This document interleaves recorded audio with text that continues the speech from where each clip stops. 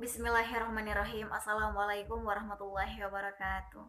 Perkenalkan, nama saya Siti Arbiah Nasution, NIM 201010302016, alamat saya dari Medan. Di sini saya diberikan kesempatan untuk menjelaskan materi penulisan karya ilmiah yang dibimbing oleh Bapak Dendi Hananda MA. Puji syukur kita panjatkan kehadirat Allah Subhanahu wa taala yang telah memberikan kita beribu-ribu nikmat, di antaranya nikmat kesehatan, nikmat kesempatan, masih dapat lagi kita melaksanakan diskusi seperti biasanya yang kita lakukan pada hari sebelumnya, yang berjudul tentang memahami dan menguasai teknik penulisan karya ilmiah.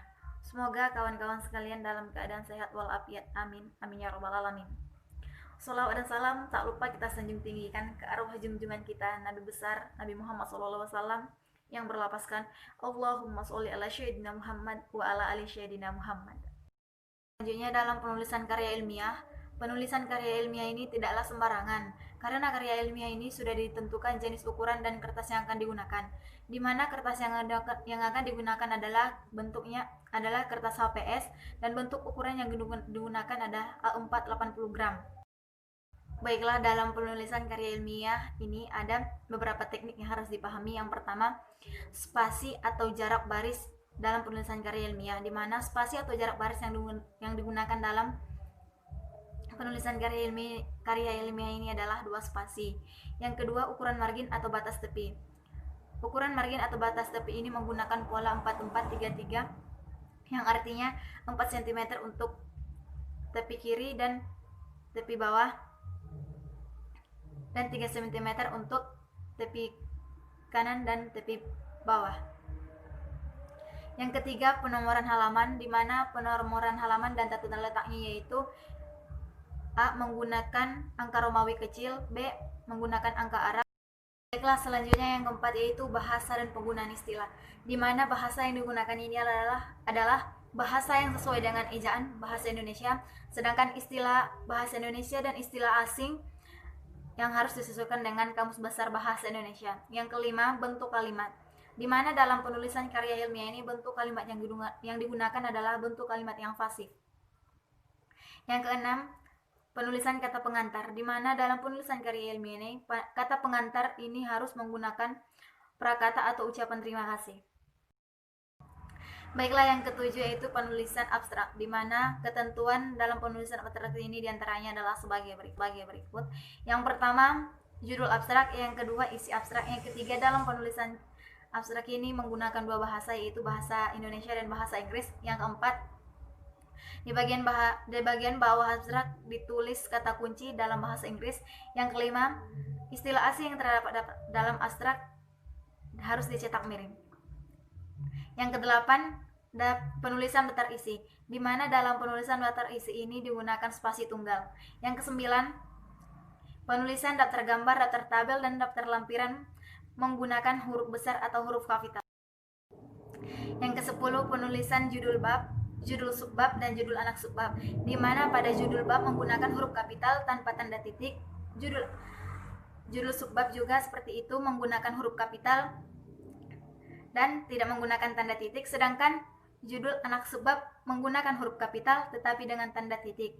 Yang ke-11, penulisan paragraf, di mana dalam penulisan paragraf yang letaknya di bawah judul bab, judul subbab, dan judul anak subbab ditulis dengan rata kiri, sedangkan penulisan paragraf baru ditulis agak menjolok ke dalam dengan 1 tab atau 5 kutukan dari tepi kiri. Yang ke-12, penulisan naskah atau teks. Penulisan naskah atau teks dalam karya ilmiah ini dimulai dari sisi kiri hingga sisi kanan.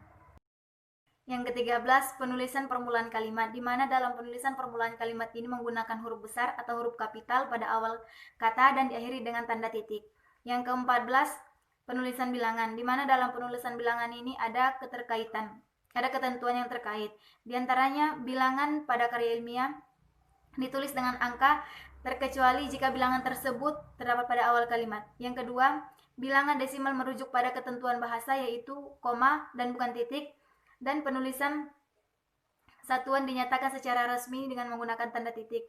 Yang ke-15, penulisan nama gambar dan nama tabel, di mana dalam penulisan nama gambar dan nama tabel ini bertujuan untuk menampilkan data dan informasi tertentu. Yang ke-16, penulisan kutipan dan sumber kutipan, di mana dalam penulisan kutipan dan sumber kutipan ini ada beberapa ketentuan yang terkait. Yang pertama, kutipan langsung atau kutipan yang berasal dari penulisannya ditulis dengan menggunakan 2 tanda petik. Yang kedua, kutipan langsung yang berasal dari kutipan ditulis dengan menggunakan 1 tanda petik. Yang ketiga, kutipan yang berasal dari bahasa asing ditulis dengan menggunakan huruf miring atau dengan italik. Yang ke-17, penulisan daftar pustaka, di mana dalam penulisan daftar pustaka ini ada beberapa ketentuan yang terkait. Di antaranya, yang pertama, sumber kutipan dalam naskah atau karya ilmiah ditulis secara lengkap dalam daftar pustaka. Yang kedua, nama penulis ditulis terlebih dahulu dalam daftar pustaka. Yang ketiga, dalam penulisan daftar pustaka, gelar akademik, gelar keagamaan, gelar kebangsawanan tidak perlu ditulis. Baiklah, manfaat dari mempelajari teknik karya ilmiah ada 3. Yang pertama, kita dapat memahami dan mengetahui pengertian dari karya ilmiah. Yang kedua, kita dapat mengetahui dan memahami ciri-ciri karya ilmiah.